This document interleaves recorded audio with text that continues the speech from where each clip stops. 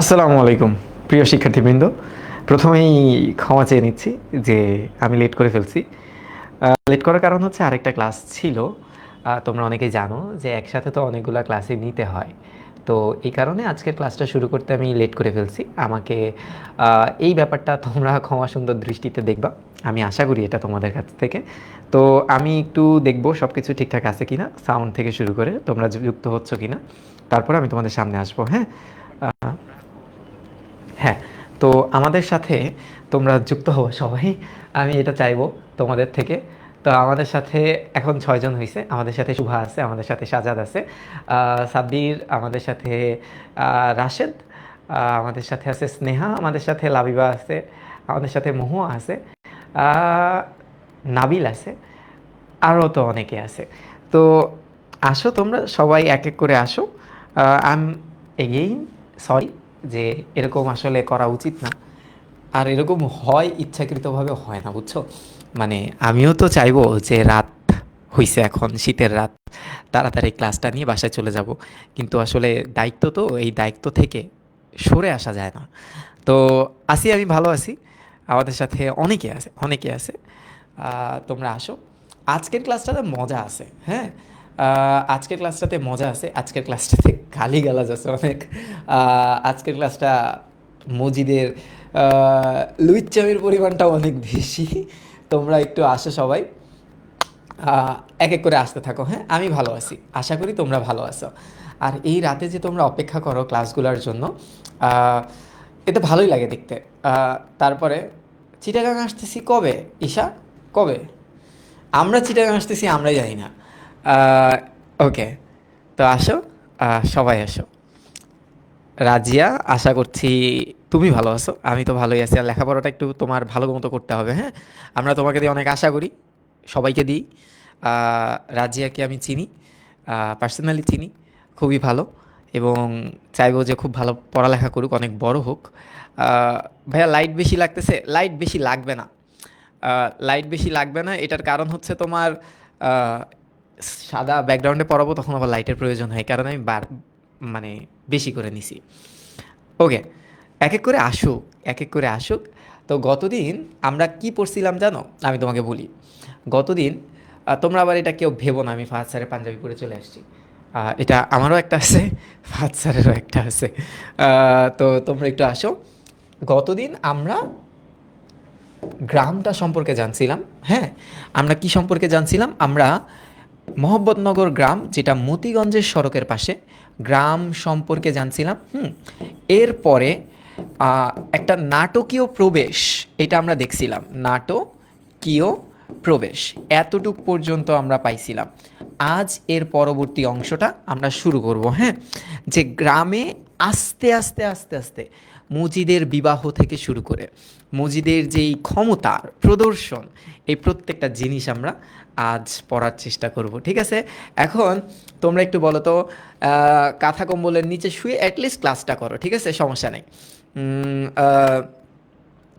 তারপরে হ্যাঁ, ঠিক আছে। ওকে, এখন রেডি তো? রেডি? হ্যাঁ, খয়রাতি পাঞ্জাবি পরে আসছি। আসলেই খয়রাতি। যখন ফাহাদ স্যারের জন্য কেনা হয় তখন পুরা এটার কোনো ডিসকাউন্ট ছিল না, কিন্তু যখন আমি কিনছি তখন 50% ডিসকাউন্ট দিছে, আমি কিনা লাইছি। আমি তো গরিব মানুষ ভাই, পুয়ার।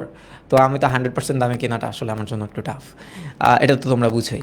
ওকে, ঠিক আছে, রেডি? কমেন্ট করো। হ্যাঁ, মনোযোগ দিও, আজকে সবাই মনোযোগ দিও। আজকের ক্লাসটা মজা হবে, এবং আজকে প্রায় 10 পেজ আমরা রিডিং করব। 10 পেজ। ওয়ালাইকুম আসসালাম। রোজা আছে আমাদের সাথে, সুমিয়া, জুই, জুই, জুই আছে। আপনার গ্লো। ওকে, ওয়ালাইকুম আসসালাম। রেডি? ওকে, ডান। আসো। এই যে কাহিনীটা দেখছো, আমি কেন হচ্ছে ব্যাকগ্রাউন্ডটা একটু বাড়াই নিছিলাম লাইটটা, এই যে কারণ আমাকে তো একটু সুন্দর লাগতে হবে, তাই না? তাহলে না, তা না হলে তো কনফিডেন্স পাওয়া যায় না। এবার আসো, কাহিনীটা শুরু করা যাক এখান থেকে, হ্যাঁ। এখান থেকে ভালো মতো একটু খেয়াল করবো আমরা, হ্যাঁ। গ্রামের লোকগুলা, কোন গ্রাম? মোহাম্মদনগর, তাই না? আমরা কিন্তু জানি এটা হচ্ছে মহব্বত, মহব্বত নগর, নগর মানে কি ওই যে আমরা বলতে পারি যে এটা হচ্ছে ইশক।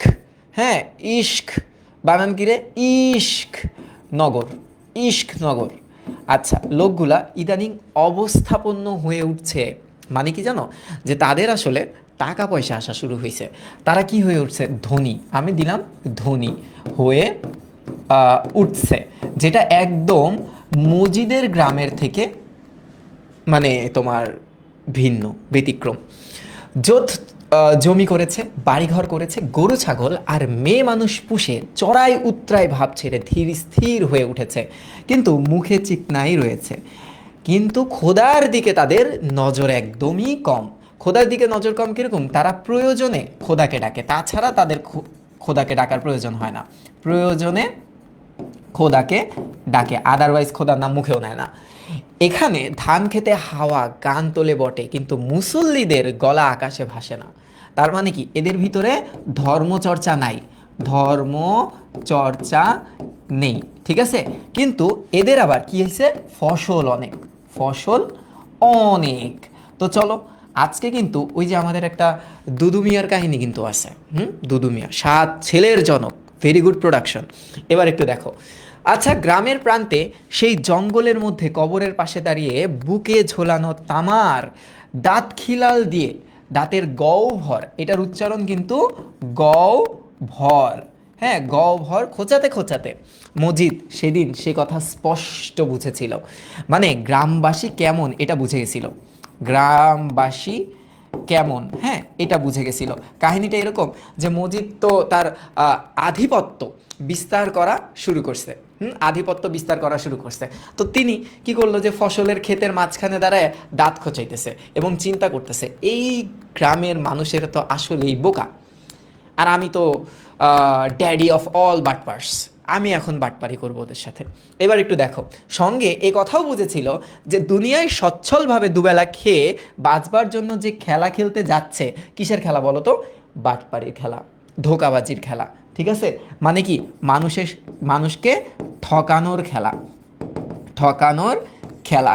সেই খেলা কিন্তু বিশাল সাংঘাতিক, ধরা খাইলে বাঁচার কিন্তু উপায় নাই। হ্যাঁ, এবার কি বলতেছে দেখো, মনে সন্দেহ ছিল, ও ভয় পাচ্ছিল, ভয়ও ছিল, কিন্তু জমায়েতের আধুবদন চেহারা দেখে, আধুবদন চেহারা মানে কি? মানে ধরো চেহারা, এটা তো আধো মানে মুখ, হ্যাঁ, তাদের যে এই মানে এটারে কি বলবো আমি, যে নার্ভাস ফেস, হ্যাঁ এটারে আমরা বলতে পারি যে নার্ভাস, নার্ভাস চেহারা দেখে পরিষ্কার হয়ে গিয়েছিল অন্তর, যে না ঠিক আছে।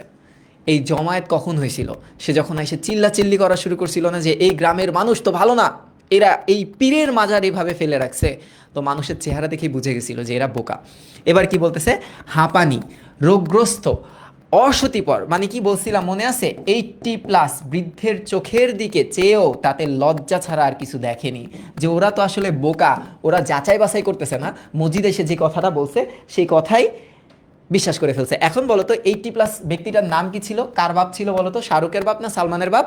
এটা হচ্ছে সোলেমনের বাপ, সোলেমনের বাপ, ঠিক আছে, সোলেমনের বাপ। এই এতটুকু হয়েছে না? এবার দেখো, জঙ্গল সাফ হয়ে গেল, কোথাকার? ওই কবরটার, কোথাকার? ওই কবরটার, হ্যাঁ কবরটার জঙ্গল কিন্তু সাফ হয়ে গেছে। ইট সুরকি নিয়ে সেই প্রাচীন কবর সদ্য মৃত, সদ্য মৃত মানে কেবল মরছে, কেবল মৃত, হ্যাঁ কেবল মৃত। ইট সুরকি হচ্ছে ওই কাঁচামাল, কাঁচামাল, কাঁচামাল কিসের? ওই যে ধরো ইট পাথর এগুলা দিয়ে যে তোমার কবরটাকে আবার রিডিজাইন করছে, সেই কথাটা বলতেছে। কোনো মানুষের কবরের মতো নতুন দেহ ধারণ করলো। ঝালরওয়ালা শালু, শালু মানে কি? কাপড়, কাপড়, ঝালরওয়ালা মানে ওই যে ওই গ্লিটারি কিছু কাপড়, আবৃত হলো মাছের পিঠের মতো সে কবর। এইটা বহুত বিখ্যাত একটা লাইন, এইটা বহুত বিখ্যাত একটা লাইন এবং এমসিকিউ, যে কবরটা দেখতে কিসের মতো ছিল? মাছের পিঠের মতো, একটু উঁচু ছিল। আগরবাতি গন্ধ ছড়াতে লাগলো, মোমবাতি জ্বলতে লাগলো রাত দিন। গাছপালায় ঢাকা স্থানটি আগে ছিল স্যাঁতসেঁতা, এখন রোদে পড়ে খটখটে হয়ে উঠলো, মানে কি একদম স্মুথ, হ্যাঁ এখন ব্যবসা হবে না, একদম স্মুথ হয়ে উঠলো। হাওয়ার ভ্যাপসা গন্ধ খড়ের মতো শুষ্ক হয়ে উঠল। তার মানে কি ওই জায়গাটা আগের তুলনায় অনেক বেশি পরিষ্কার হয়ে গেল, ঠিক আছে। এবার কিন্তু রমরমা ব্যবসা, পরিষ্কার হয়ে গেল। এতটুকু তো হয়েছে। মনোযোগ দাও, খুব মজা পাবা, হ্যাঁ খুব মজা পাবা। সেই মজা আসবে একটু পরে, দেখো। ওরে গালাগালি করবে বাবারে বাবা। এই গ্রাম, সে গ্রাম থেকে লোকরা আসতে লাগলো, তাদের মর্মন্তদ কান্না, মানে খুব কান্না, খুব প্যারাদায়ক কান্না, অশ্রু সজল কৃতজ্ঞতা, আশার কথা, ব্যর্থতার কথা, শালুতে আবৃত মাছের পিঠের মতো অজ্ঞাত। তোমরা বলো তো, এই অজ্ঞাত ব্যক্তিটার নামটা কি বলছে? কোনটা পীরের মাজার, কার পীরের নামটা ছিল? মনে আছে? মুদাস্সের পীর। আচ্ছা, কবরের কোলে ব্যক্ত, ব্যক্ত মানে হচ্ছে প্রকাশ, ব্যক্ত মানে হচ্ছে প্রকাশ। সবাই এই কবরের পাশে এসে তাদের সুখ দুঃখের কথা প্রকাশ করতে লাগলো। দিনের পর দিন তার সঙ্গে পয়সা, ঝকঝকে পয়সা, ঘষা পয়সা, সিকি দুয়ানি আধুলি। এই সিকি আর আধুলি এইগুলার কথা কোন গল্পে ছিল বলো তো? এগুলার কথা কিন্তু মাসি পিসি গল্পে ছিল, যে মাসি পিসি কিছু টাকা সঞ্চয় করছিল। সাচ্চা টাকা, নকল টাকা, সাচ্চা টাকা মানে আসল টাকা, হ্যাঁ আসল, আসল টাকা, নকল টাকা, একটা রমরমা ব্যবসা হতে শুরু হলো। ক্রমেই মজিদের ঘর বাড়ি উঠলো।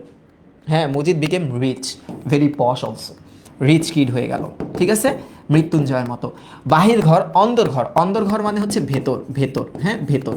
গোয়াল ঘর, আউলা ঘর, জমি জমা গৃহস্থলী হলো। নিরাগ পরা শ্রাবণের সেই হাওয়া, শূন্য স্তব্ধ দিনে তার জীবনের যে নতুন অধ্যায় শুরু হয়েছিল, মাছের পিঠের মতো শালু কাপড়ে আবৃত নশ্বর।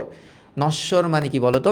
ধ্বংসাত্মক জীবনের প্রতীকটির পাশে সে জীবনে পদে পদে এগিয়ে চলছে, হয়তো সামনের দিকে, হয়তো কোথাও নয়। সে কথা ভেবে দেখবার লোক সে নয়। মানে তার জীবনটা যে ধ্বংসের দিকে চলে যেতেছে, এই কথা সে ভাবতেছে না, একবারও ভাবতেছে না, কারণ এখন তো এনজয় করতেছে। হ্যাঁ, একটু এনজয় করতেছে। ওই যে আমরা যখন, ওই যে কি আছে না, আমরা তো, তোমরা তো দুষ্টু, তোমরা ওই যে কি বলো, যে ধরো এই জিনিসগুলা, যে জিনিসগুলো আসলে করা উচিত না, সেই জিনিসটা করে তোমরা খুব মজা পাও না, তারপরে বলো আহা, এটা তো করা উচিত হয় নাই। তো ব্যাপারটা হচ্ছে এরকম। হ্যাঁ, এবার কি বলতেছে দেখো তো, বতর দিনে, বতর মানে কি? চাষাবাদের দিনে, বতর মানে হচ্ছে চাষাবাদের দিনে, মগরা মগরা ধান মানে খুব, যখন ধান খুব উঠে, মগরা মগরা ধান আসে ঘরে, তাই যথেষ্ট। তথাকথিত মাজারের দিকে, পানে মানে কি? পানে মানে দিকে চেয়ে, কচিত কখনো কখনো সে যে ভাবিতে না হয় তা নয়, সে ভাবে, কিন্তু তারও যে বাঁচবার অধিকার আছে, সেই কথাটাই সে সাময়িক চিন্তার মধ্যে প্রধান হয়ে ওঠে। মাঝে মাঝে সে চিন্তা করে, আমিও তো ধোঁকাবাজি করতেছি, কিন্তু পরক্ষণেই সে ভাবে কি জানো? আহা, একটু তো মজা লাগতেছেই, হ্যাঁ থাক, এইসব চিন্তা ভাবনা আমরা না করি, ঠিক আছে। এবার আসো, নাটক কি পড়ানো হবে? তোমরা চাইলে অবশ্যই পড়াবো, নাটক পড়াইতেও মজা হবে। এবার একটু দেখো, নাটকে তো আমি সিরাজ, হ্যাঁ, আর এদিকে মজিদ তো সানি ভাই। এবার কি বলতেছে? তাছাড়া গারো পাহাড়ের শ্রমক্লান্ত হাড় বের করা দিনের কথা স্মরণ হলে সে শিউরে ওঠে। শিউরে ওঠে মানে হচ্ছে কেঁপে ওঠে। বলো তো এই কথাটা আর কোথায় ছিল? এই কথাটাও কিন্তু মাসি পিসিতে ছিল, মাসি পিসি, হ্যাঁ। আচ্ছা, ভাবে খোদার বান্দা, সে নির্বোধ ও জীবনের জন্য অন্ধ, তার ভুলভ্রান্তি তিনি মাফ করে দেবেন, তার করুণা অপার সীমাহীন। ওই যে আমরা এসব নষ্ট জিনিসপাতি করার পর আমরা বলি না, আহ আল্লাহর আমি আমি তো আল্লাহর বান্দা, আল্লাহ তোমাকে মাফ করে দিবে। আল্লাহ যে কি করবে তোমার সাথে, তোমরা তো এটার কথা আসলে কল্পনা করো না। এবার কি বলতেছে দেখো, এবার একটু দেখো, বলতেছে,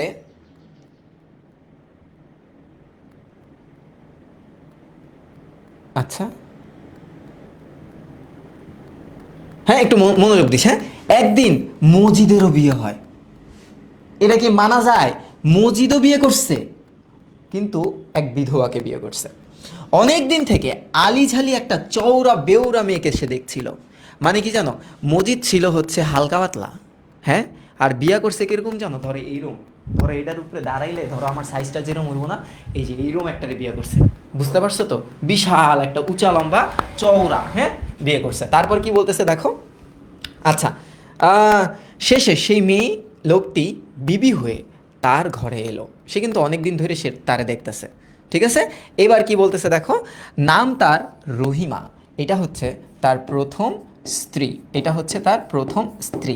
সত্যি সে লম্বা চওড়া মানুষ, বিশাল লম্বা, হাড় চওড়া মাংসল দেহ, আহা কি বর্ণনা। শীঘ্রই দেখা গেল তার শক্তিও কম নয়। মারামারি করছে হয়তো, বা মারামারি করে দেখছে যে রহিমা একটা টোকা মারছে, মজিদ উইরা গেছে।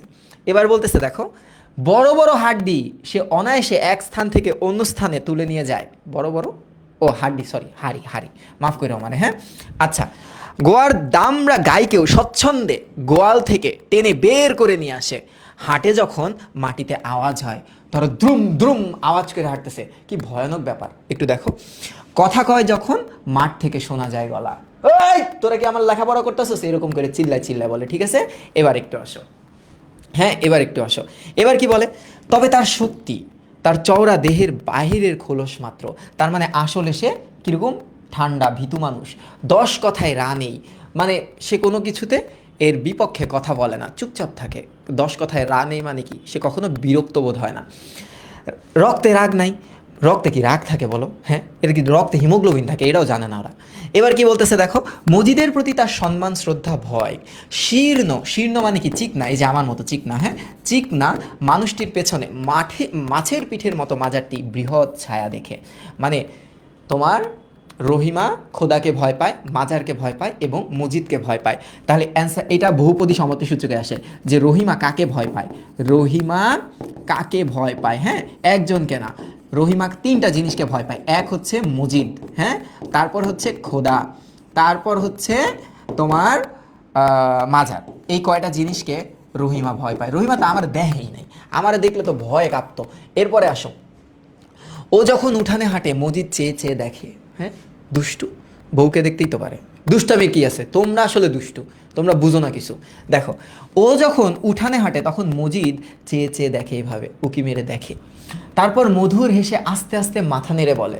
মাথা নেড়ে কিভাবে কথা বলে, বলতেছে দেখো, অমন করে হাঁটতে নাই, এভাবে বলে। ঠিক আছে, তারপর বলে, থমকে গিয়ে রহিমা তার দিকে তাকায়, ও আবার হাঁটতে হাঁটতে পিছনে ফিরে তাকায়। মানে একটা রোমান্টিক সিন চলতেছে, এই রোমান্টিক সিন কি পড়তে ভাল লাগে, করতে ভাল লাগে, তাই না?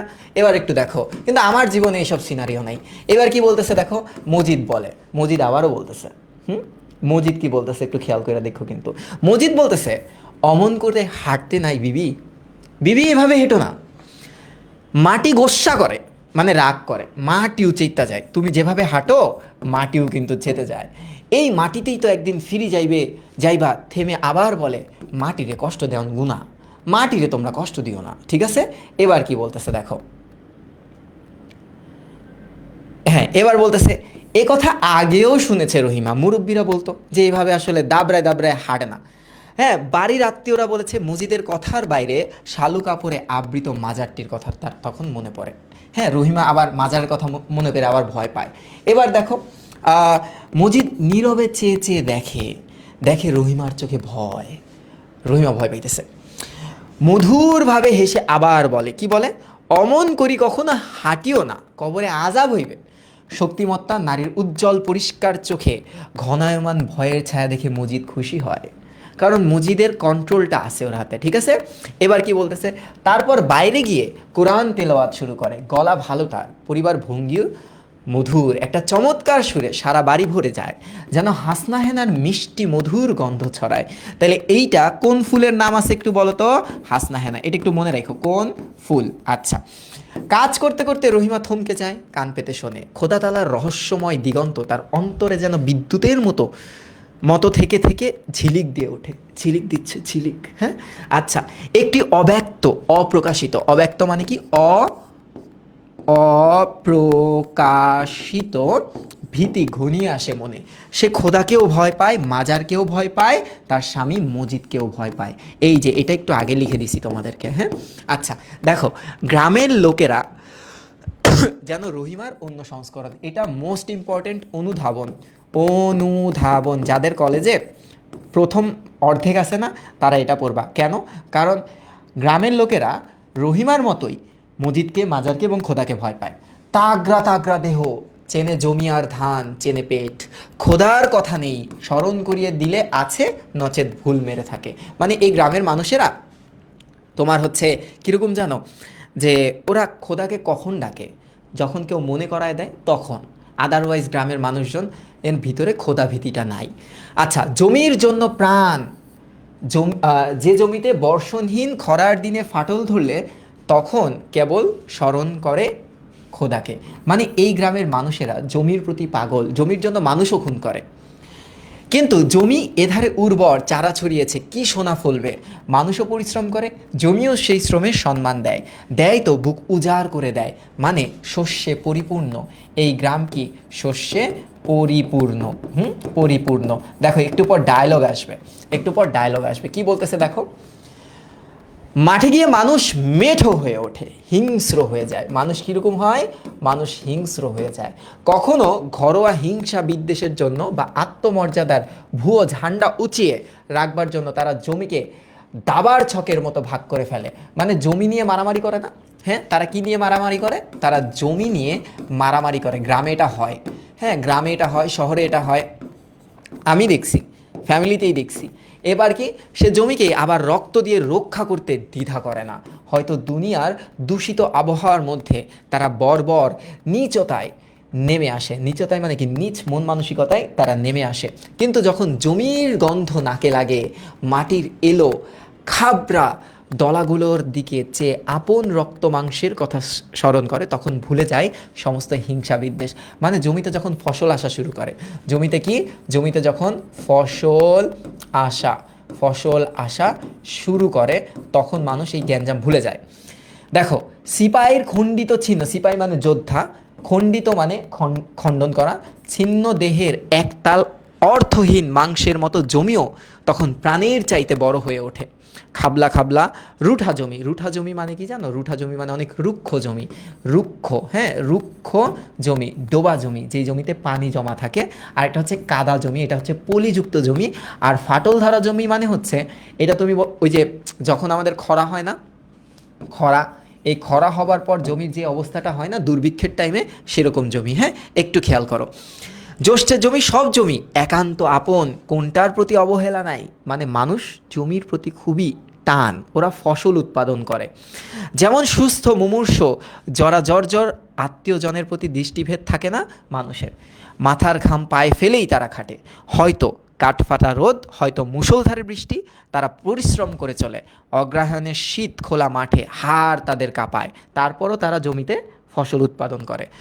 রোদ পানি খাওয়া মোটা কর্কশ ত্বকের ডাসা লোমগুলো পর্যন্ত জলশীতল হাওয়ার খাড়া হয়ে ওঠে, তবুও কোমর পর্যন্ত পানিতে তারা ডুবে। মানে শীতকালেও তারা কষ্ট করে যায়। সযত্নে সস্নেহে সাফ করে জঙ্গল, কিন্তু জঞ্জালের আবার শেষ নেই। কার্তিকের পানি সরে এলে কচুরি পানা জড়িয়ে জড়িয়ে থাকে, তখন আবার দল বেঁধে লেগে যায় তারা। ভাগ্যকে ঘষে সাফ করার উপায় নাই। কারণ কি বলতো? ভাগ্য সার্টেন বা নির্ধারণ করা থাকে সৃষ্টিকর্তা কর্তৃক, নির্ধারণ করা। কিন্তু যে জমি জীবন, সে জমিকে জঞ্জাল মুক্ত করে ফসলের জন্য তারা তৈরি করতে পারে। কিভাবে? পরিশ্রমের মাধ্যমে। দেখো, ভাগ্যটাকে তো সাফ করা যাবে না, হ্যাঁ এটা তো লেখা আগে থেকেই, কিন্তু জমি তো সাফ করা যাবে, পরিশ্রম করলেই তো হবে। তার জন্য অক্লান্ত পরিশ্রম কি? ভয় নেই। এদিকে সূর্য ক্রমশ দূরপথ ভ্রমণে বেরোয়, ঝিমিয়ে আসে তাপ, মেঘশূন্য আকাশে জমাট ঢালা নীলিমার মধ্যে শুকিয়ে ওঠে দিগন্ত বিস্তৃত মাঠ। তখন শুরু হয় আরেক দফা পরিশ্রম। তার মানে এরা অনেক পরিশ্রম করে। জরা জর্জর মানে আকৃষ্ট, আবদ্ধ। অসুস্থতায় আমরা বলি না জ্বরে জর্জর, মানে কি? আমরা জ্বরে আকৃষ্ট হয়ে গেছি। এবার কি বলতেছে দেখো, রাত নেই দিন নেই হাল দেয়, তারপর ছড়ায় চারা, চারা ছড়বার সময় না তাকায় দিগন্তের দিকে, না স্মরণ করে খোদাকে। তখন ওদের মূল ফোকাস কি থাকে বলতো? তাদের মূল ফোকাস থাকে হচ্ছে কোথায়? ফসল উৎপাদনে। দাঁড়াও, মজা পাবা, এগুলো তো বর্ণনা দিচ্ছে ফসল উৎপাদনে। এবং খোদাকে স্মরণ করে না বলেই হয়তো চারা ছড়ানো জমি শুকিয়ে কঠিন হতে থাকে। এবার বলতেছে, এবার কিন্তু সৃষ্টিকর্তা গজব দেয়। ওরা তো সৃষ্টিকর্তাকে স্মরণ করে না, কিন্তু সৃষ্টিকর্তা প্রকৃতির মাধ্যমে বুঝায় দেয় যে সৃষ্টিকর্তা অ্যাকচুয়ালি গজব বা শাস্তি দিচ্ছে। কীরকম? যে হয়তো চারা ছড়ানো জমি শুকিয়ে কঠিন হতে থাকে, উর্বরতা হারাইতে থাকে। ঠিক আছে, এরপর কি বলতেছে? রোদ চড়া হয়ে আসে, শূন্য আকাশ বিশাল নগ্নতায় নীল হয়ে জ্বলে পুড়ে মরে। নধর নধর হয়ে ওঠা কচি ধানের ডগার পানে, নধর নধর হওয়া কচি ধানের ডগার পানে, এ নধর নধর মানে গোলগাল, হ্যাঁ গোলগাল মানে একদম পরিণত হয়ে ওঠা কচি ধানের ডগায় দিকে দিকে চেয়ে কেঁপে ওঠে তাদের, তারা দল বেঁধে আবার ছোটে।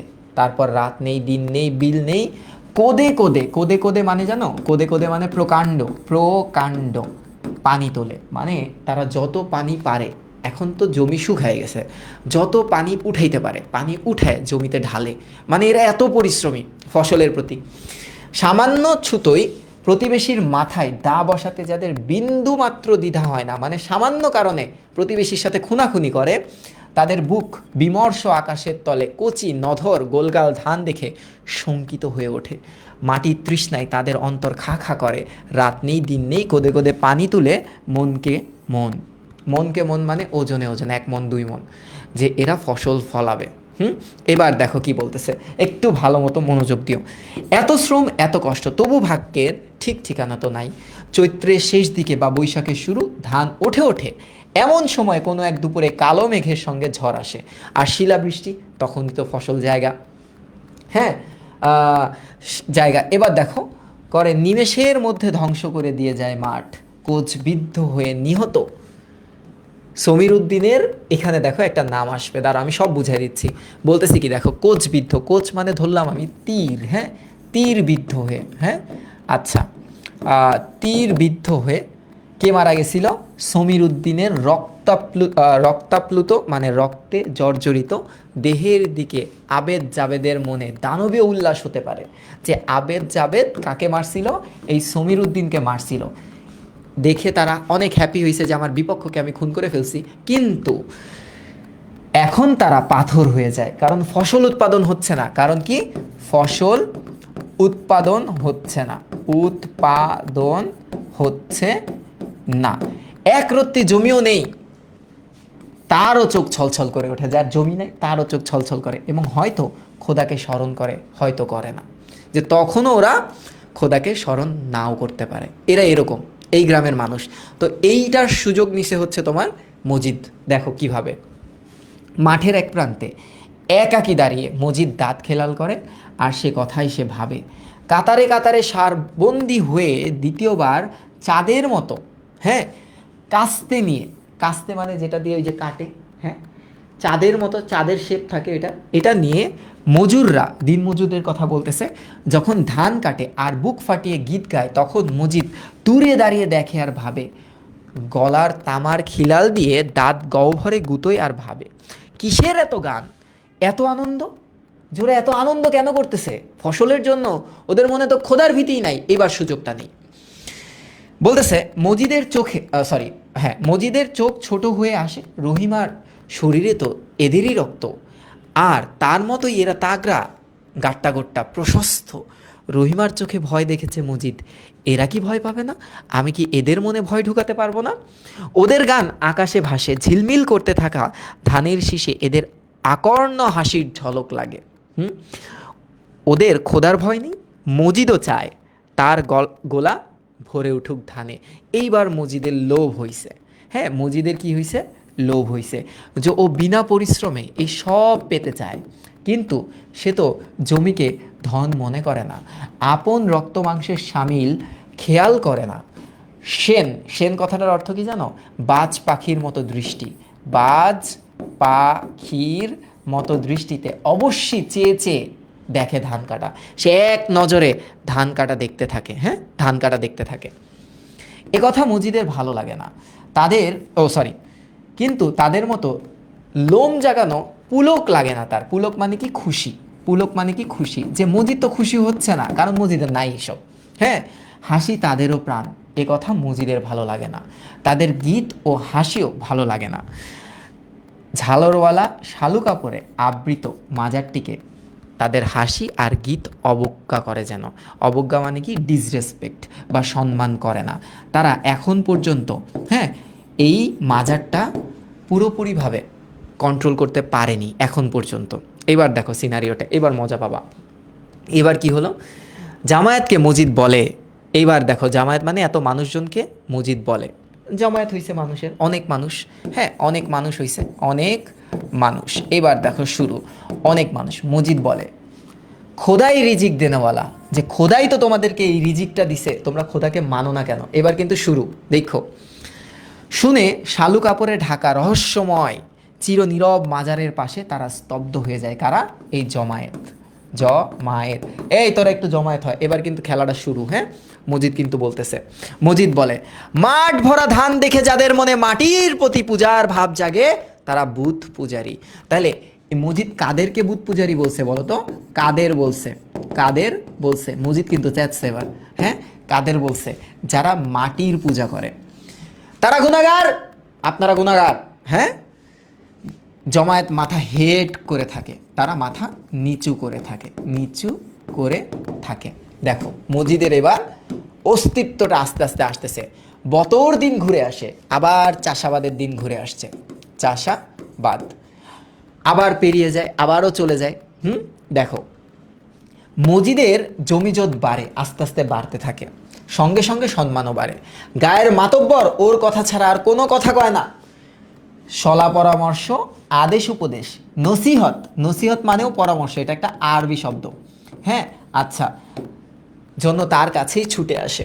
চিরনীরব শালু কাপড়ে আবৃত মাজারের মুখপাত্র মানে এজেন্ট আমরা ধরতে পারি, এজেন্ট হিসেবে তার কথা আগ্রহে, আগ্রহে মানে কি যোগ আগ্রহ, হ্যাঁ, মানে নিজ আগ্রহে তারা শোনে। খরা পড়লে তারাই তার কাছে ছুটে আসে খতম পড়বার জন্য। কি খতম? কোরআন। হ্যাঁ, কোরআন খতম পড়ার জন্য আসে, যে আয় হায় খরা হয়েছে, খরা, আপনি একটু সৃষ্টিকর্তার কাছে একটু বলেন, হ্যাঁ, মাজারের কাছে বলেন, পীরের কাছে, যাতে আমাদের খরাটা তাড়াতাড়ি চলে যায়। এবার কি বলতেছে দেখ, এবার বলতেছে দেখ, খোদা রিজিক দেনেওয়ালা, এই কথা তারা আজ বোঝে। এই যে সবার মনে সে ভয় ঢুকাই দিতে পারছে, ভয় ঢুকাতে পেরেছে, এইবার খেলা পেরেছে। মাঠের বুকে গান গেয়ে গজব কাটানো যায় না রে, তারা বলছে মজিদ আত্মবিশ্বাস পায়, আপ তো খেলা হয়ে গা। ঠিক আছে, মজিদ 7 ছেলের বাপ। কে তার নাম ছিল? জোরে বলো, চিল্লায় বলো, বাসাবাড়ি আউলায় দাও। 7 ছেলের বাপের নাম কি? এই তুই বল। হ্যাঁ, তার নাম হচ্ছে মিস্টার দুদু মিয়া। এটার উচ্চারণ কিন্তু মিয়া, মিয়া নাকে হবে, চিল্লায় বলতে হবে। প্রশ্ন করে, এই দুদু মিয়া, তুমি শোনো আমার কথা। কি বলছে? কলমা জানো মিয়া? তুমি কি কলমা জানো? কালেমা পড়তে পারো? ঘাড় গুজে আধা বাঁকা মাথা চুলকায় দুদু মিয়া। ধরো দুদু মিয়া এরকম করতেছে, কলমাটা কি রে, ইস মাথায় আসতেছে না, সে এরকম করতেছে। হ্যাঁ, সে এরকম করতেছে। দেখো করতেছে কি, মুখে লজ্জার হাসি। গর্জে ওঠে মজিদ, বলে, এই হাসিও না মিয়া, এক কারে দিমু তোমারে। আচ্ছা, ভালো কথা। থমথমে থতমত খেয়ে হাসি বন্ধ করে দুদু মিয়া। ও হাসতেছিল ক্যাবলার মতো করে, ঠিক আছে, ওই চুপ হয়ে গেছে। হ্যাঁ, ও চুপ হয়ে গেছে। এবার দেখো, এবার কি বলতেছে?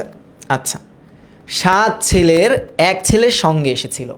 এই যে 7 ছেলের বাপের নাম কি? দুদু মিয়া। তার এক পোলা তার সাথে আসছিল। সে বাপের অবস্থা দেখে খিলখিল করে হাসে। এটা ওই যে ধরো তোমার হচ্ছে তোমার বাবা কোনো একটা কারণে তুমি বলছা, বাবা এইটা আসলে কইরো না, তো তোমার বাবা তো সে তো বাবা, ইয়োর ড্যাডি। আচ্ছা, সে বসায় না, এটা করা যাবে না।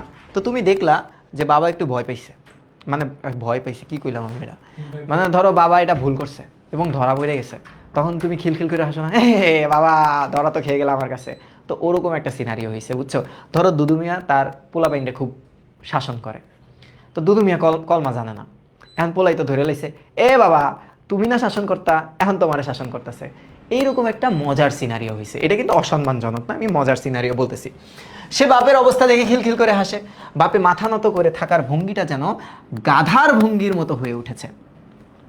চোখ কিন্তু তার পিট পিট করে, চোখে আসলে সে লজ্জা পাইতেছে। হ্যাঁ, এবার কি বলতেছে দেখো, বলে, আমি গরিব মূর্খ মানুষ। খোদাকে হয়তো সে জানে, কিন্তু জ্বলন্ত পেটের মধ্যে সব কিছু যেন বাষ্প হয়ে মিশে যায়। আসলে সে গরিব মানুষ, তো সে কীরকম মানুষ?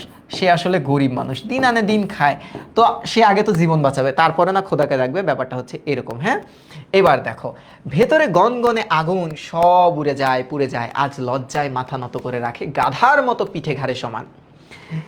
গাধার মতো পিঠে ঘাড়ের সমানকে আমাদের সবার প্রিয় দুদু, সাথে মিয়া। আচ্ছা, এবার বলতেছে খালিক ব্যাপারী ধমকে ওঠে, এই কলমা জানো, জানোস না বেড়া। সে আর মাথা তোলে না, ছেলেটা আবার হাসে। হ্যাঁ, ছেলেটা হাসতেছে। খালিক ব্যাপারী একটি মক্তব দিয়েছে। মক্তব মানে ওই, এটা হচ্ছে ফজর নামাজের পরে মসজিদে সবাই জমায়েত হয়। হ্যাঁ, মসজিদে তোমার হচ্ছে সবাই জমায়েত হয়, জমায়েত হয় আরবি শিক্ষার জন্য, হ্যাঁ, আরবি শেখার জন্য। তো ওখানে তো মানুষ ফ্রিতে শেখায়, হ্যাঁ শেখায়।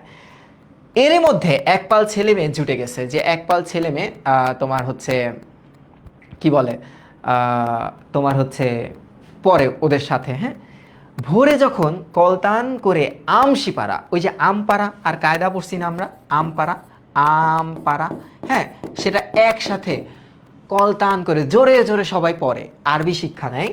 তখন কখনো মজিদের মনে স্মৃতি জাগে। মজিদ তখন মনে করে আয় হায়, এগুলো তো আমিও করে আসছি, শৈশবের স্মৃতি, যে দেশ ছেড়ে এসেছে, যে শস্যহীন দেশ তার কাছে জন্মস্থান, সেখানে একদা এক মক্তবে এইরকম করে সে আমশিপাড়া পড়তো। মানে সে একদম নস্টালজিক, হ্যাঁ, নস্টালজিক হয়ে গেছে যে আয় হায় আমিও তো এরকম করে পড়তাম। অবশেষে মজিদ আদেশ দেয় দুদু মিয়ারে, কি বলে, ব্যাপারীর মক্তবে তুমি কলমা শিখবা, তোমাকে বলছি কলমা শিখতে, তুমি কলমা শিখবা। ঘাড় নেড়ে তখনই রাজি হয়ে যায় লোকটি। শেষে মুখ তুলে বোকার মতো বলে, গরিব মানুষ, খাইবার পাই না। এই যে কিছু কিছু মানুষ থাকে, এরা পরিশ্রম করে না, এরা মানুষ আমি দেখছি, তারা একটাই কথা বলে, রিজিকের মালিক আল্লাহ। ঠিক আছে, আমি মানছি, এটা এটা হয়, এটা আমিও বিশ্বাস করি। তো তুই পরিশ্রম করবি না, তো পরিশ্রম করতে হবো, তারপর তো আল্লাহ তাআলা রিজিক এমনিই তোরে দিবে। এবার কি বলে দেখো, এই লোকটাও কথায় কথাকে, আরে আমি গরিব মানুষ। তুই গরিব মানুষ, তুই 7টা সন্তান জন্ম দিছিস কে বেড়া? নাম দুদু মিয়া দেখে তুই 7টা সন্তান জন্ম দিবি? এটা হইব? এবার কি বলতেছে দেখ, লোকটির মাথায় যেন সিট, মানে লোকটা কি পাগল নাকি, হ্যাঁ, বলতেছে ফ্রি, আবার কয় যত্রতত্র, মানে যেখানে সেখানে কারণে অকারণে না খেতে পাওয়ার কথাটি শোনানো তার অভ্যাস হয়ে গেছে, হ্যাঁ, তার অভ্যাস হয়ে গেছে। এবার দেখো তো, শুনিয়ে হয়তো মানুষের সমবেদনা আকর্ষণ করার সে চেষ্টা করতেছে, কিন্তু লোকে খেতে পায় না, পায় না, এতে সমবেদনার কি আছে? প্রশ্ন থাকলে তো সমবেদনা থাকবেই। ও কি অমন গাধার মতো ঘাড় পিঠ সমান করতে পারে, সে কথা তো কেউ জিজ্ঞেস করে নাই। দৃশ্যটি অবশ্য উপভোগ করে মজিদ, ঠিক আছে। এবার কি বলতেছে দেখো, এবার কি বলতেছে, হ্যাঁ, এবার কি বলতেছে, বলতেছে মজিদের পক্ষ থেকে খালেক ব্যাপারী ধমকে বলে, হয়েছে হয়েছে, যাও এবার ভাগো। সে রাতে দোয়া দরুদ ছেড়ে মাজার ঘর থেকে বেরিয়ে এসে বা পাশের খোলা মাঠের দিকে মজিদ কতক্ষণ চুপচাপ দাঁড়িয়ে থাকে। তো দাঁড়ায় আছে, সে দেখতেছে, আমারে মজিদ ভাইব না, ঠিক আছে, আচ্ছা, দাঁড়ায় আছে। দিগন্ত বিস্তৃত হয়ে যে মাঠ দূরে আবছা ভাব মিলে গেছে, সেখান থেকে তারার রাজ্য, মানে দূরে লাস্ট যে পর্যায়টা দেখা যাচ্ছে, ওখানে লাস্ট তারা দেখা শুরু হয়েছে। ওধারে গ্রাম নিস্তব্ধ, দু একটা পাড়ায় কেবল কুত্তা ঘেউ ঘেউ করছে, গৌ গৌ এরকম করতেছে, ঠিক আছে। এবার কি বলতেছে দেখো, নীরবতার মধ্যে হঠাৎ মজিদ একটা শক্তি বোধ করে অন্তরে, এবং এই শক্তিটাই হচ্ছে তার মাজার। এখন মজিদের প্রতি মানুষের বিশ্বাসটাও অনেক। মোহাম্মদনগর গ্রামে সে শিকড় গেড়েছে, আর সে শক্তি শাখা প্রশাখা মেলে সারা গ্রামকে আচ্ছন্ন করে লোকদের জীবনকে জড়িয়ে ধরেছে সবলভাবে। প্রতিপত্তিশালী মানে পাওয়ারফুল, হ্যাঁ, পাওয়ারফুল, পাওয়ারফুল। খালেক ব্যাপারী আছে বটে, কিন্তু তার শক্তিতে আর মজিদের শক্তিতে প্রভেদ আছে, কারণ ধর্ম ব্যবসা তো বড় ব্যবসা। এবার দেখো, আজ এই লোকদেরই খালেক ব্যাপারী চাবুক মারুক প্রতিপত্তির ভয়ে তারা মুখে রা না করলেও, যে কোনো অবজেকশন না দেখালেও, অবজেকশন না করলেও অন্তরে ঘনিয়ে উঠবে দেশ প্রতিহিংসার আগুন। মজিদের শক্তি তো ওপর থেকে আসে, অর্থাৎ মাজার থেকে আসে। তো ধর্ম যে জায়গায়, এই জায়গায় তো তুমি হিংসা রাখতে পারবে না। মানুষ তো এই জায়গায় ইমোশনালি কানেক্টেড, আসে ওই শালু কাপড়ে আবৃত মাজার থেকে। মাজারটি তার শক্তির মূল। মজিদের সে শক্তি প্রতিফলিত হয় রহিমার উপরে। মেয়ে মানুষ আসে তার কাছে, এই গ্রামেরই মেয়ে রহিমা। ছোটবেলায় নাকে নোলক পরে হলদে শাড়ি পেঁচিয়ে ছুটোছুটি করতো, সবাই সে ছবি মনে স্পষ্ট, মানে ছোটবেলায় রহিমাকে সবাই দেখছে, এই হাট্টাকাট্টা মেয়ে দৌড়াদৌড়ি করতো। প্রথম বিয়ের সময়, তার মানে এইটা তার মজিদ তার দ্বিতীয় জামাই, দ্বিতীয় জামাই। তার নাম কি? তার নাম হচ্ছে mister Majid, the daddy of all বাটপার্স। হ্যাঁ, সময় তারা তাকে দেখেছে, স্বামীর মৃত্যুর পরও তারা দেখছে। মানে এখন মানুষ দেখছে যে রহিমা টোটালি বিপরীত হয়ে গেছে। রহিমা একদম একদম ধীর স্থির হয়ে গেছে। হ্যাঁ, ওই যে এটা অনেকটা এরকম ধীর স্থির। ধরো তোমার হচ্ছে এখন এমপি ইলেকশন করার পর যখন এমপি হয়ে গেছে না, সাউন্ড ইস্যু, কিসের ইস্যু? সাউন্ডে প্রবলেম হয় মাঝে মাঝে। হ্যাঁ, রহিমার আগে বিয়ে হয়েছিল সাদিক। Sound problem. হ্যাঁ শিওর। আচ্ছা আমি চেঞ্জ করি মাইক্রোফোনটা। এবার আসো দেখো, মানে রহিমা একদম স্থির। আগে তো অনেক চঞ্চল ছিল, এখন ধীরে স্থির হয়ে গেছে, তার ভিতরে একটা পাওয়ারও আসছে। হ্যাঁ, গ্রামের যেই অঘোষিত প্রধান লোক মজিদের স্ত্রী, সে ফার্স্ট লেডি। হ্যাঁ, তো পাওয়ার তো আছে, কিন্তু ওরাই আজ একে চেনে না। কথা কয় অন্যভাবে, গলা নরম করে সুপারিশের জন্য ধরে, যে মানুষের সুপারিশ, হ্যাঁ সুপারিশ করে, যে মজিদের কাছে মেয়েদের সুপারিশ করে। আচ্ছা, খিড়কির দরজা দিয়ে আসে তারা, এসে সন্তর্পণে কথা কয়, কাঁদলেও চেপে চেপে কাঁদে। বাইরে মাজার যেমন রহস্যময় তাদের কাছে, মজিদও তেমনি রহস্যময়। কারণ মজিদের অ্যাক্সেসিবিলিটিটা সবার কাছে নাই, সবাই চাইলেই মজিদের সাথে দেখা করতে পারে না। মজিদ ধরা ছোঁয়ার বাইরে, যোগসূত্র হচ্ছে রহিমা। তার মানে এই জায়গায় মিডলম্যানটাকে, এই জায়গায় মিডলম্যান হচ্ছে রহিমা। ঠিক আছে? আচ্ছা দেখো, রহিমা শোনে তাদের কথা, কখনো হৃদয় গলে আসে অপরের দুঃখের কথা শুনে, কখনো ছল ছল করে ওঠে চোখ। গভীর রাতে কখনো মাজারের ধারে গিয়ে দাঁড়িয়ে নির্নিমেষ, মানে একদম একাধারে, হ্যাঁ একাধারে চোখে তাকিয়ে থাকে মাছের পিঠের মতো স্তব্ধ বিচিত্র সেই মাজারের দিকে। মাথায় কপাল পর্যন্ত ঘোমটা, দেহ নিশ্চল। নিশ্চল মানে কি? থেমে থাকে। তাকিয়ে থাকতে থাকতে ঘোর লাগে, চোখ অবশ হয়ে আসে মহাশক্তির কাছে। কোনো বেয়াদবি করে বসে সে, ভয়ে বুক কেঁপে ওঠে কখনো। তবু মুহূর্তের পর মুহূর্ত মূর্তির মতো দাঁড়িয়ে থাকে। হ্যাঁ, ভাবে কোনো মারুফ ওখানে ঘুমিয়ে আছে, মানে মহান ব্যক্তিত্ব সেখানে ঘুমায় আছে। হ্যাঁ, আচ্ছা হাতে নেওয়ার কারণে সমস্যা হচ্ছে, হাতে নিলাম না, হাতে নেওয়ার কারণে সমস্যাটা হচ্ছে না। দেখো, যার রুহু এখনো মানুষের দুঃখে যাতনায় কাঁদে, তাদের মঙ্গলের জন্য আকুল হয়ে থাকে। এটাকে সেই পীর, হ্যাঁ নাম না জানা পীর। এটা তো আসলে পীর না, এটা তো র্যান্ডম একটা কবর। কখনো কখনো অতি সঙ্গোপনে রহিমা একটি আরজি জানায়। আরজি মানে কি? রিকোয়েস্ট করে। কার কাছে? এই পীরের কাছে। বলে তার কোনো সন্তান নাই, তার সন্তান শূন্য কোলটি খা খা করে, তিনি তাকে যেন একটা সন্তান দেয়। হ্যাঁ, সন্তর্পূর্ণ মানে আস্তে ধীরে। এবার বলতেছে আরজি জানায়, চোখের আকুলতায় এদিক ঠোঁট পর্যন্ত কাঁপে না, মানে এমনভাবে রিকোয়েস্টটা করে তার ঠোঁট পর্যন্ত নড়ে না। দেখো এবার কি বলতেছে, অতি গোপন মনের কথা শিশুর সরলতায় শালু কাপড়ে ঢাকা রহস্যময় মাজারের দিকে চেয়ে বলে, না হয় লজ্জা না হয় দ্বিধা, বলে ফেলে যে আমার একটা সন্তান প্রয়োজন। একদিন হঠাৎ এক সময় দমকা হাওয়া ছোটে, জঙ্গলের যে কটা গাছ আজও অকর্তিত, মানে কাটা অবস্থায় নাই, বিরাজমান, তাতে আচমকা গোঙানি ধরে, একটা আওয়াজ আসে। হ্যাঁ, একটা আওয়াজ। হ্যাঁ, হাওয়া এসে এখানে শালু কাপুরের প্রান্ত হালকা হালকা করে নড়তেছে। কেঁপে ওঠা মোমবাতির আলোয় ঝলমল হয়ে ওঠে রূপালী ঝালর বা ওই কাপড়টা। হ্যাঁ, রহিমাও কেঁপে ওঠে, কি একটা মহাভয় তার রক্ত শীতল করে দেয়। মনে হয় কে যেন কথা কইবে। আকাশের মহা তমসা, তমসা মানে কি? রাত্রি বা অন্ধকার। অন্ধকার বুক থেকে বিচিত্র এক কণ্ঠ সহসা হঠাৎ জেগে উঠবে, আবার স্থির হয়ে যায়। মোমবাতির শিখাও নিষ্কম্প থেমে যায়, নড়ে না আর। হ্যাঁ, থেমে যায়, স্থির হয়ে ওঠে। ওপরে আকাশ ভরা তারা, তেমনি নীরব। আকাশ ভরা তারা, তারপরে জানে কি একটা আছে।